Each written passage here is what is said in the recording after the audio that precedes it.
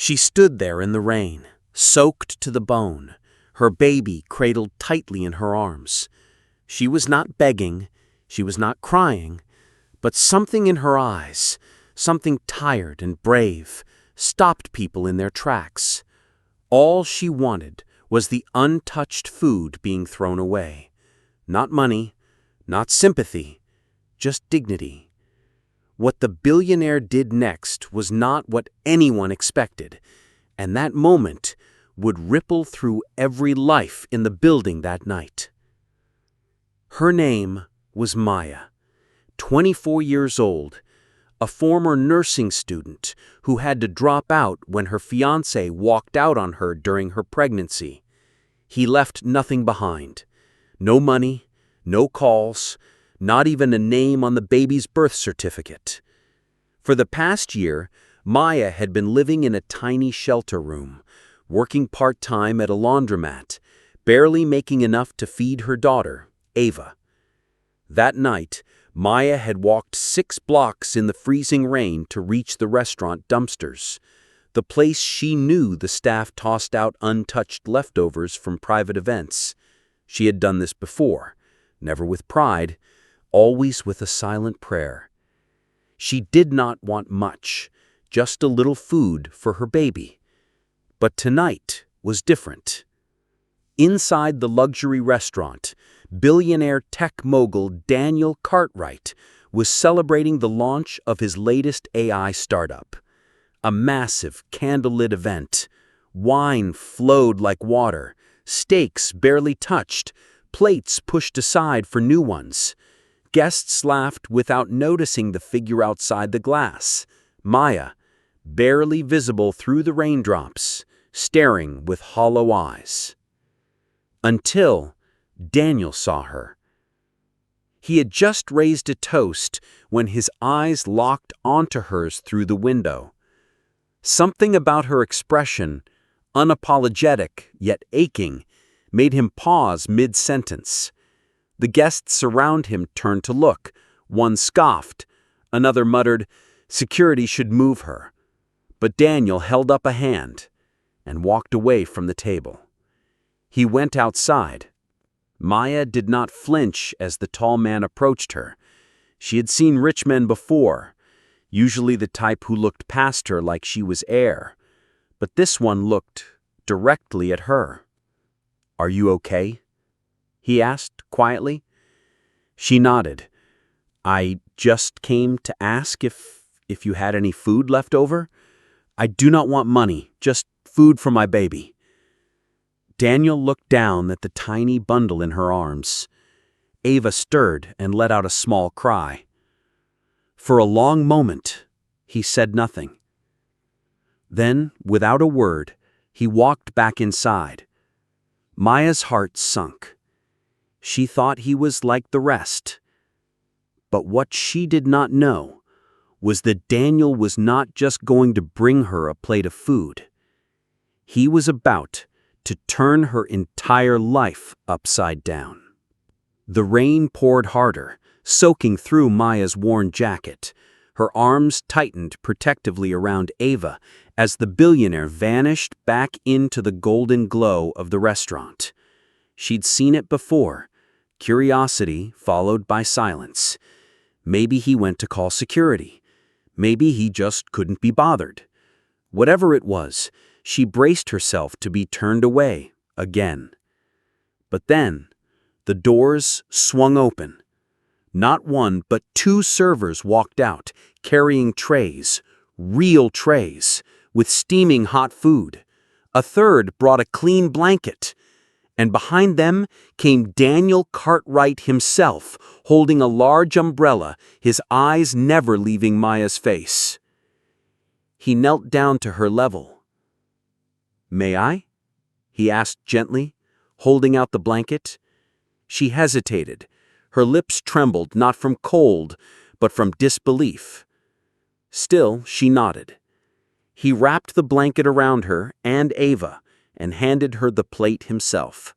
Roast chicken, vegetables, warm bread.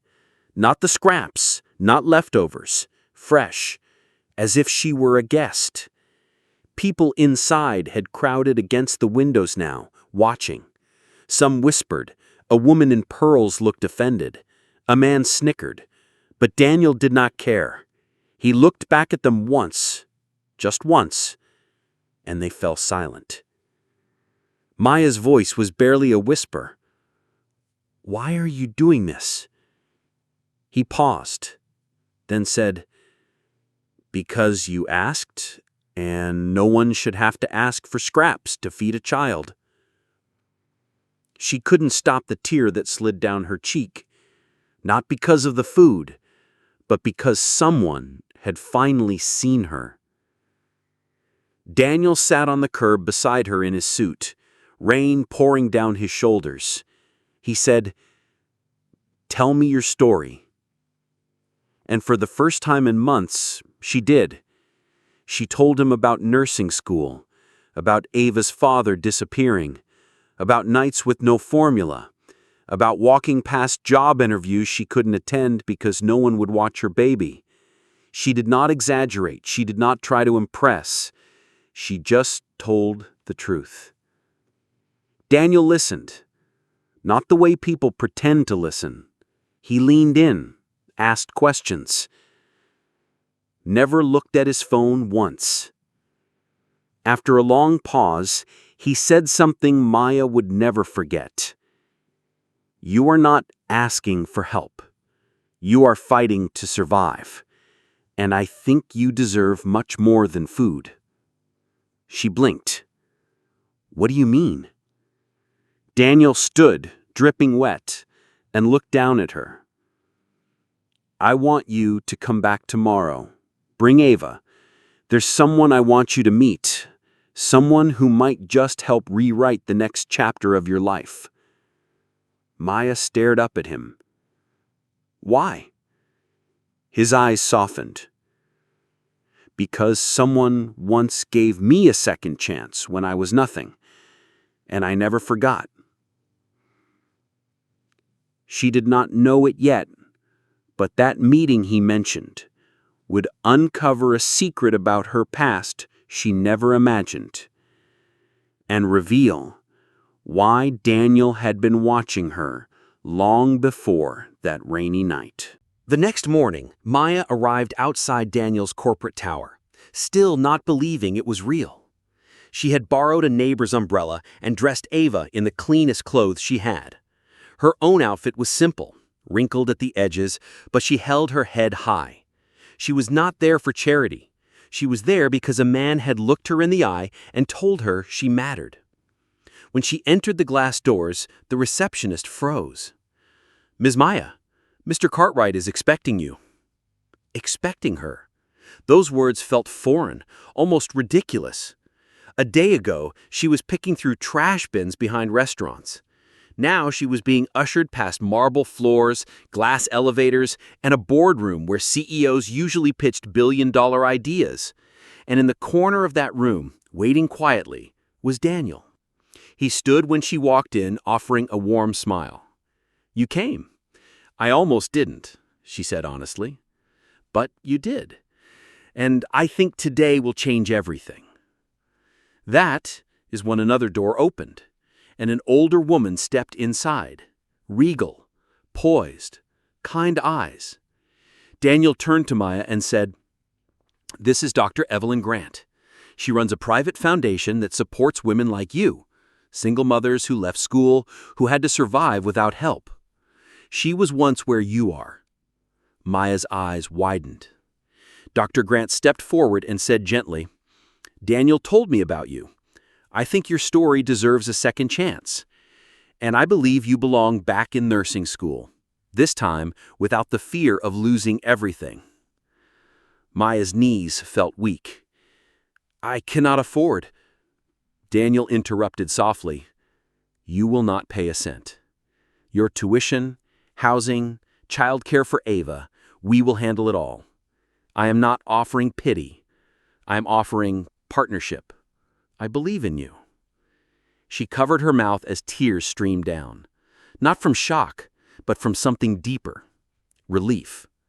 The kind of relief that only comes when you have been strong for too long. But just as the emotions swelled, Dr. Grant added something that stopped the room cold. "I need to ask you one more question, Maya. It may seem strange, but were you adopted?" Maya blinked, confused. "No, I mean, I was told my father left before I was born. My mother never talked about him." Dr. Grant slowly reached into her bag and pulled out a worn envelope. Inside was a photo.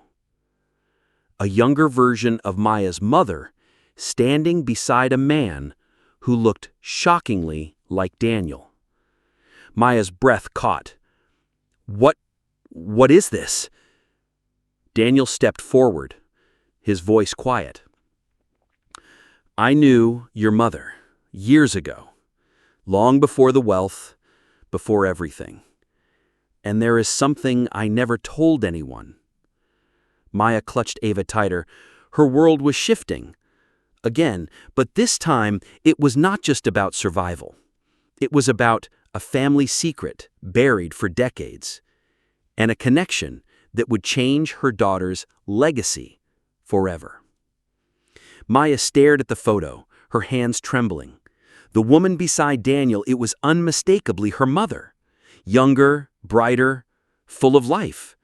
But the man, he looked too much like Daniel to ignore. The same eyes, the same jawline. You knew my mother?" Maya whispered. Daniel's voice softened. "I was barely 20. We met at a community health clinic. She was training to become a nurse. We were young. We were in love. But I had nothing to offer. No future, no name, just dreams. I left to chase business in another state, and by the time I returned, she was gone. No one told me she had a child. I did not know you existed." Maya's breath caught.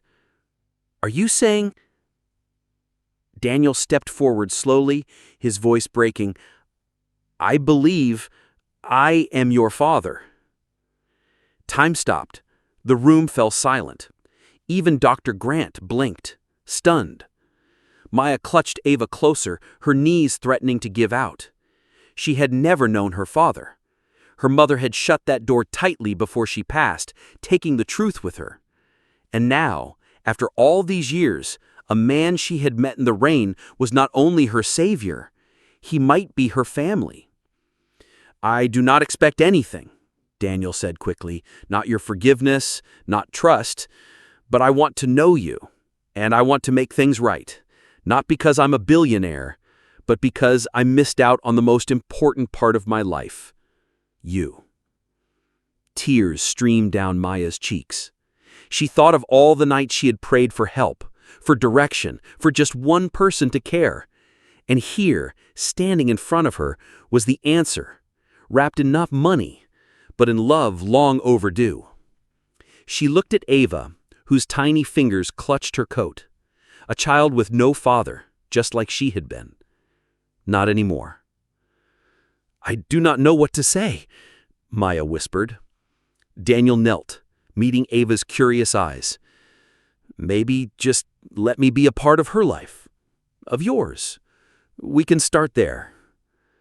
Maya nodded slowly, her heart full. That day, a door opened, not to charity, but to healing. Maya was enrolled in school 2 weeks later. Ava began daycare at the Cartwright Family Foundation. Daniel showed up to every exam, every milestone, quietly sitting in the back, always proud. Not as a billionaire, not even as a hero, but as a father. And in the years to come, people would often talk about the night a poor mother asked a billionaire for leftovers. But what they would never forget was that the only thing she truly needed was the truth. And what she received instead was a family she never knew she had.